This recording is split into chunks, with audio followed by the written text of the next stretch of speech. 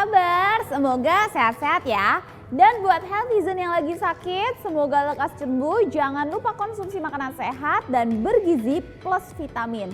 Saya Nadia Laidrus, dokter jaga kamu kali ini di Dear Doctor. Seperti biasa nih, tugas dokter jaga di Dear Doctor bakal menjawab pertanyaan healthyzen seputar kesehatan dan COVID-19. Soal vaksin, protokol kesehatan, sampai resep hidup sehat. Dan buat healthyzen yang punya pertanyaan belum terjawab atau masih ganjel nih, kirim aja ke Instagram atau Twitter di FMB9 karena nanti akan dijawab sama dokter jaga berikutnya. Oke, waktunya saya bertugas. Nah, ini ada pertanyaan pertama nih dari @alia.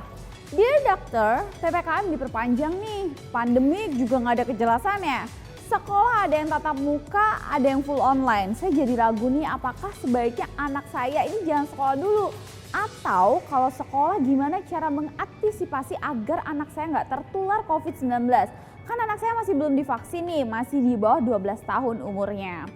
Nah, buat ibu nih yang nanya ini, jadi memang di saat ini kita tahu ya bahwa kasus anak itu kalau di Indonesia itu cukup tinggi. Dan anak-anak itu nggak kebal COVID-19 loh, anak-anak tuh juga bisa terpapar COVID-19. Makanya kita perlu ajarkan anak perilaku hidup bersih, yaitu sering cuci tangan pakai sabun dan dengan air mengalir. Juga ajarkan untuk memakai cairan pembersih berbahan alkohol 60%. Anak-anak juga bisa kok mulai diajarkan untuk prokes menggunakan masker ya. Dan juga kita ajarkan nih etika batuk, yaitu menutup mulut dan hidung saat batuk atau bersin dengan siku terlipat ya. Udah tahu kan kayak gini tuh. Terus juga setelah itu tisunya langsung dibuang ke tempat sampah tertutup setelah digunakan.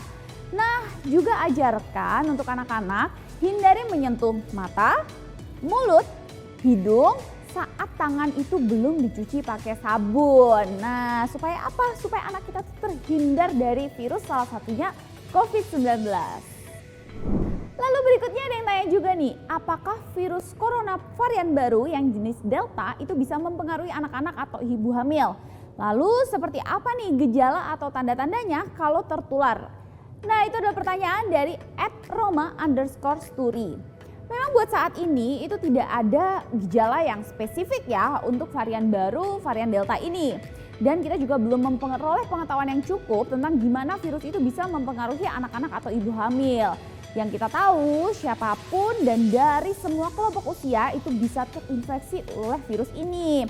Nah, anak-anak itu memang kalau kita lihat sejauh ini lebih banyak yang gejalanya itu cenderung lebih ringan dibandingkan orang-orang dewasa atau lansia ya. Cuman nggak menutup kemungkinan juga kalau anak-anak itu bisa menjadi gejala berat. Makanya kita itu perlu benar-benar menjaga anak-anak dan juga ibu hamil.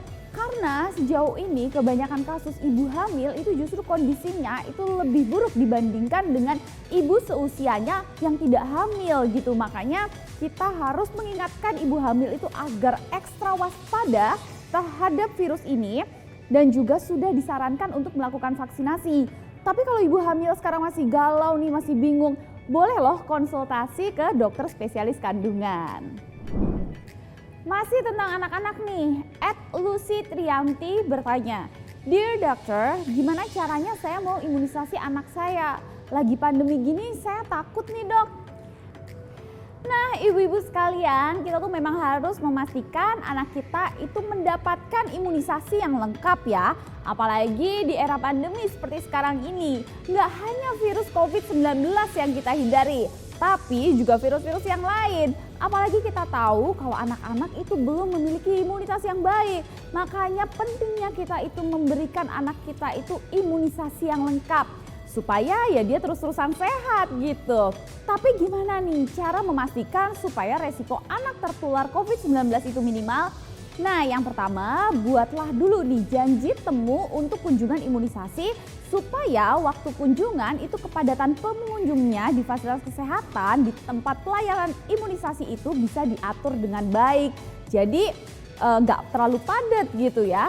Dan juga memisahkan area dan waktu kunjungan dari anak sehat dan pengunjung lain yang sedang sakit. Jadi anak-anak yang datang untuk imunisasi dan yang sakit itu dipisahkan di tempat dan waktunya. Dan juga jangan lupa untuk catat waktu imunisasi yang diberikan dan dijadwalkan di kunjungan imunisasi berikutnya. Karena sebenarnya imunisasi di saat pandemi ini bisa dilakukan dengan cara kombinasi, yaitu beberapa imunisasi itu bisa dilakukan dalam satu waktu begitu. Oke, lanjut nih. Dear Doctor, daerah saya masih zona merah nih. Apakah imunisasi anak saya dapat ditunda? Dari @3_Samto. Nah, pertanyaan ini masih nyambung ya sama pertanyaan Lucy tadi. Jadi, imunisasi itu memang sebaiknya tetap diupayakan lengkap sesuai usia. Nah, sebaiknya mengikuti jadwal imunisasi sesuai dari rekomendasi yang berlaku. Yaitu, apa aja nih imunisasinya? Kita tahu ya, dari hepatitis B0 ya, itu pada saat lahir.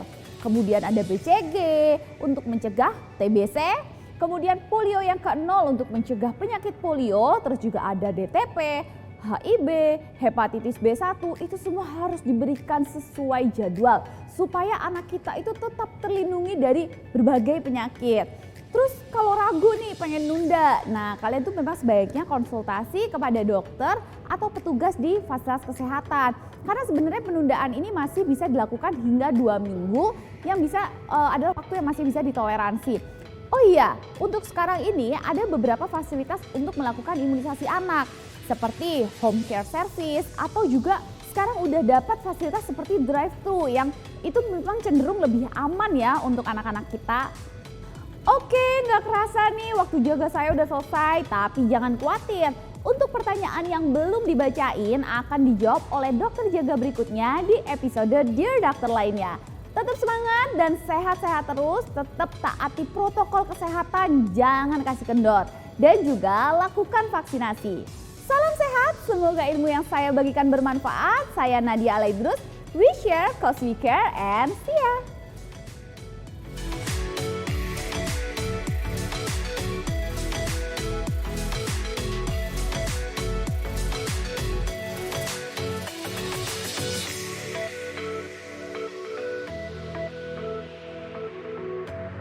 Acara ini dipersembahkan oleh